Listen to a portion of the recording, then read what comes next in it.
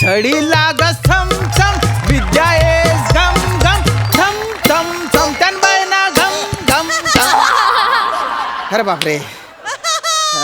नमस्कार हो प्रसाद दादा. नमस्कार. सई मॅडम नमस्कार बर का. नमस्कार. गेले कित्येक महिने तुम्ही ज्याची आतुरतेने वाट बघत होता तोच आहे मी.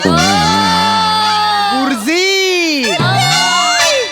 लेखकाने पहिलं वाक्य लिहूनच अपेक्षा वाढवून ठेवलेली आहे. पण खरं सांगतो पुढचं स्किट आहे ना धुक्यात गाडी चालवण्यासारखं आहे. तर तुम्हाला सांगतो बा की आंतरशालेय स्पर्धा होणार आहे आमच्या जिल्ह्यात आणि त्याच्यासाठी विद्यार्थी निवडायची जबाबदारी आहे ना ते जमदाडे आहेत ना आमचे ट्रस्टी त्यांनी मायावर टाकलेली आणि तुम्ही निवडा म्हणे. अरे त्या बायाने इनमिन 2 विद्यार्थी आहे त्याच्यातून निवडा ते दोन्ही बी दलिंदर. हे म्हणजे जुलाब लागलेल्या माणसाला मिसळ किंवा ठेचा याच्यातून एक निवड असं सांगितल्यानंतर त्याची जी अवस्था होईल ना तशी माझी हालत झालेली आहे. आता बघूया काय होतं बा. अरे माझ्या सोलो झाला रे यार. आले डुएट आले रे. माझी चड्डी आहे. माझी चड्डी आहे. माझी चड्डी माझी चड्डी आहे. माझी चड्डी आहे. माझी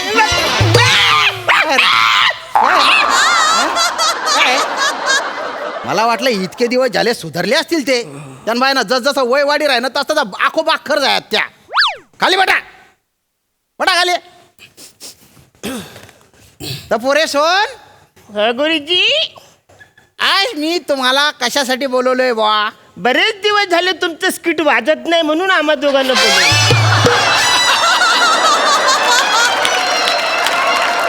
असं त्यानं बायनं खवलं मांजर मध्ये मध्ये पंजे मारतो का रे. हा दलिंदर मला काय इथे स्किट वाजवायला बोलवतात का रे. हा मला इथे मुकादम म्हणून बोलवतात. याची तालीम करून घे त्याची तालीम करून घे. याच्या ऍडिशन ली त्याच्या ऍडिशन ली. अभिनय मजूर घेऊन जाणारा अभिनय मुकादम आहे मी. दलिंदर नीट लक्ष द्या. आता आपल्या शाळेतर्फे काही विद्यार्थी पाठवायचे आहेत बुवा. आंतरजिल्हा कॉम्पिटिशन आहे तर त्याच्यासाठी काही विद्यार्थी शाळेचे प्रतिनिधी म्हणून पाठवायचे. ए अरण्या ह्या कॉमेडी शो मध्ये असलं कठीण कठीण बोलणाऱ्यांना आज रात्री 8 वाजल्यापासून बंद करून टाकूया काय रे. आज आत रात्री लय उशीर होईल रे. आत्ता स्किट मध्येच बंद करायला पाहिजे.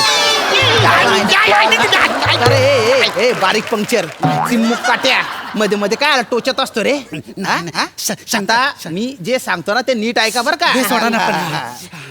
मला सांगा बा की तुमच्यात असे काही गुण आहेत का. गुरुजी मला टेंगून आहे. गुरुजी माझ्याकडे ढुंगून आहे.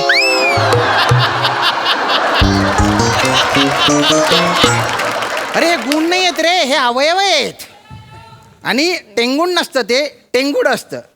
तुझ्याबद्दल जाऊ दे तुला काय सांगावं.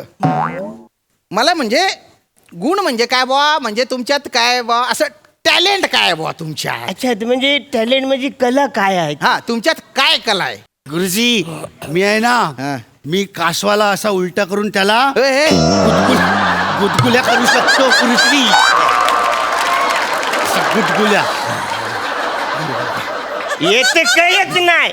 मी तर मच्छर पकडून त्याला उलटा करून तो मच्छर लेडीज आहे का जेंट्स आहे मी ओळखू शकता. अरे तुम्ही बाय ना मत्सर मारे. अरे हे कुठलं बिकार लेवलचं टॅलेंट आहे रे. कायला मत्सराला उलट करायचे रे. मग त्याच्याशिवाय कळणार कसं. कायला बघायचे लेडीज आहे का जेंट्स आहे. अशी कुठे स्पर्धा असते का. अरे स्पर्धा कशी असते बा म्हणजे वादविवाद स्पर्धा असते आपलं कविता वाचन स्पर्धा असते वक्तृत्व स्पर्धा असते डिबेट कॉम्पिटिशन असते. गुरुजी डिबेट कॉम्पिटिशन म्हणजे काय.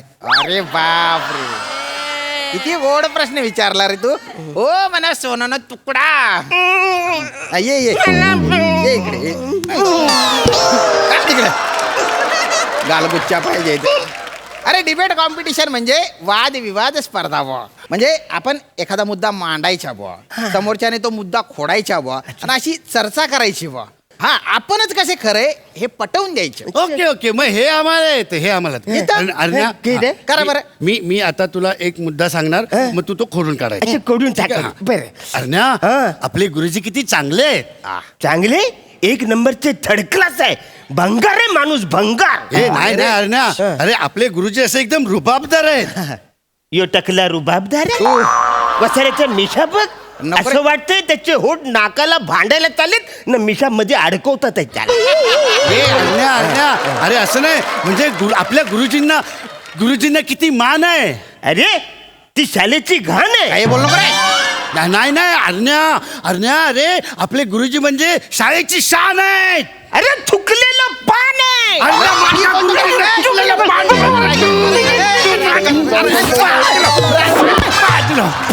अरे, काय करता रे? बाहेर, बाहेर, तिकडे, निघ. तिकडून सॉरी. अख्खा फडा पाडला तू दलिंदर. उचल तो फडा तिकडे ठेव. ठेव नीट तिकडे. उचल. फालतो. अरे मी तुम्हाला वादविवाद करायला सांगितलं. माझा विषय काढून तुम्ही काय माझीच इज्जत काढताय का रे? नाही गुरुजी, ते खोण्याचे बोलले ना, म्हणून मी आपलं होतो मॅट. आणि वादविवाद स्पर्धा आहे का? रेसलिंग कॉम्पिटिशन आहे का? गुरुजी असल्या चावट चावट पण स्पर्धा असतात.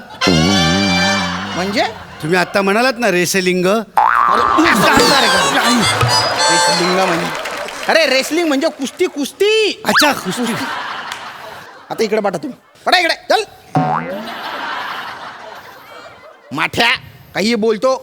हे बघा, वादविवाद करायला आहे ना, तुम्ही दोघं जाल आपल्या शाळेतर्फे, आणि तिकडून दुसऱ्या शाळेचे 2 जण असतील, तर तुम्हाला त्यांच्या सोबत डिबेट करायची आहे बरं का. अच्छा बघू तुम्हाला काय येतं, काय अक्कल आहे. तुम्ही दोघं एका टीम मध्ये, मी एका टीम मध्ये, आपण वादविवाद करू. हे बघा, काय नको, मी मुद्दा मांडेन, तुम्ही पण मुद्दा मांडायच्या. कोणाच्या मुद्द्यात किती ताकद आहे हे बघू भाऊ आपण. नाही नाही गुरुजी, तुम्ही आमच्यापेक्षा मोठे आहेत.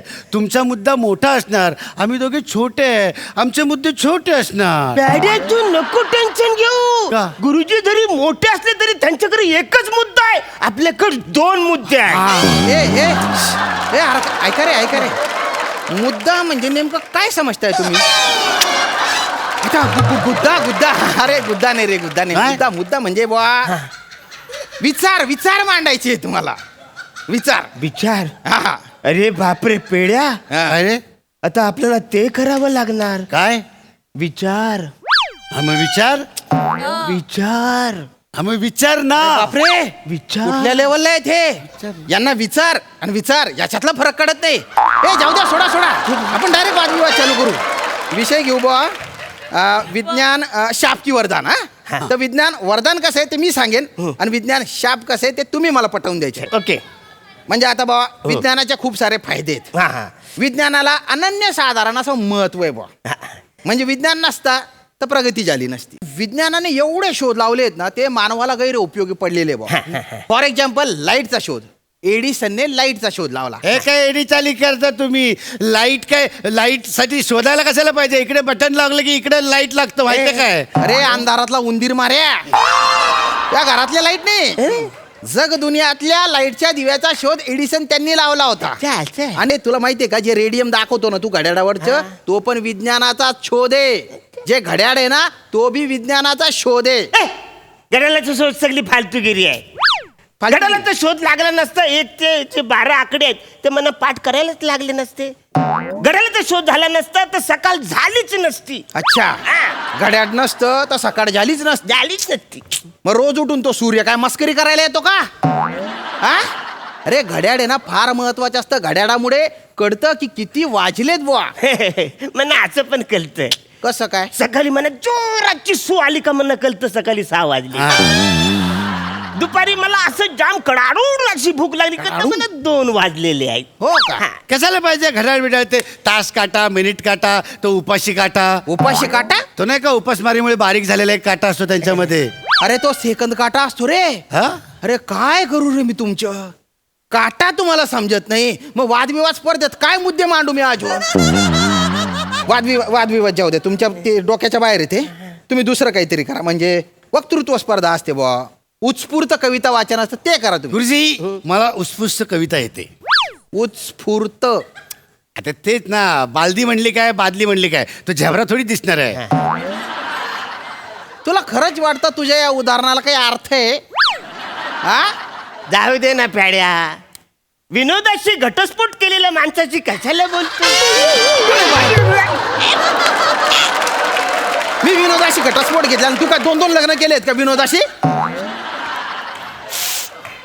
काय रचा ती उत्स्फूर्त कविता रचायची असेल तर. हा हा 1 2 3 2 पाव भुर्जीला सॅल्यूट मारू गुरुजीला पाव आणले बेकरीतून गुरुजी आले छत्रीतून. अरे मस्त आहे. बेकरीतून, छत्रीतून आणि छान कल्पना आहे बा. म्हणजे असं छान यमक पण जोडलेलं आहे. ही कविता वापरा तुम्ही त्या स्पर्धेत. हा? पण गुरुजी कविता अर्धीच आहे. अर्धी? ही जर मी पूर्ण कविता बोललो ना तर आपल्याला हमखास बक्षीस Yes, sir. टाळ्या मिळणार. अरे मग म्हणा म्हणा. चल, हा, 1 चल. 2 3 पाव आणले बेकरीतून गुरुजी आले छत्रीतून छत्री फाटली शिवा शिवा गुरुजीनं पटकन सॅल्यूट हवा गुरुजींना पटकन सॅल्यूट हवा. अरे,